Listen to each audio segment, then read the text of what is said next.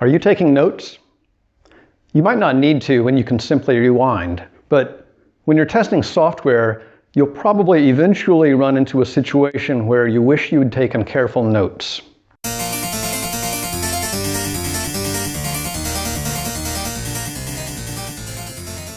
Note-taking is a vital but not very glamorous component of the otherwise glamorous field of manual software testing. It might seem like there's not enough to say about writing down observations to warrant a video, but there are at least a few details that can sharpen one's note-taking skills, which in turn can save time and reduce errors. And details is a good place to start.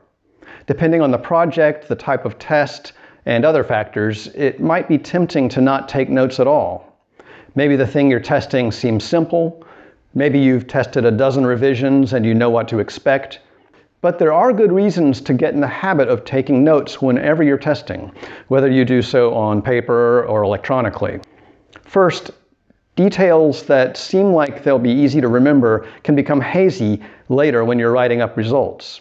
For example, the functional and visual specifics of any buggy behavior you encounter.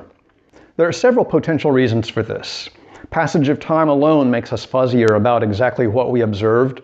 User actions and system behaviors might get more complicated than anticipated.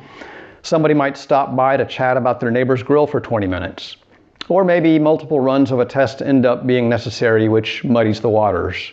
Any of these and other unplanned events can complicate seemingly straightforward testing and erode our recall and therefore the usefulness of our results. The exact sequence of user actions and system behavior is especially important and is most accurately captured by recording notes as you go. Starting parameters and any changes made to them are also easily forgotten if not recorded, especially if multiple changes are made. Another benefit to note-taking is that it makes it more likely you'll record any odd behavior you notice that isn't specifically called for by written test cases. Doing so can make it more likely you'll catch and describe unknown issues.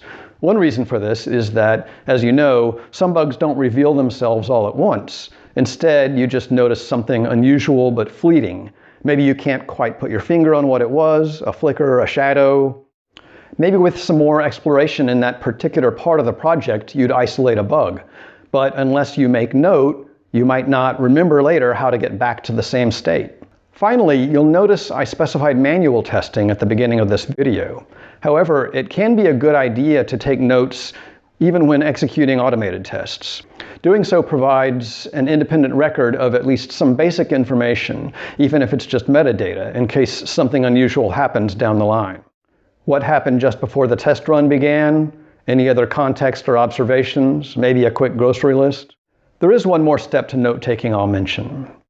Your real-time notes are yours. Before using them in a test report, issue description, or other document, clean them up. Remove unnecessary repetition, clarify terminology, add explanatory language. This not only results in better communication with your team, it may improve your note-taking. If you know your raw notes are for your consumption only, you can take them more quickly and in a way that is more useful for you. Then when you need them, they'll be there.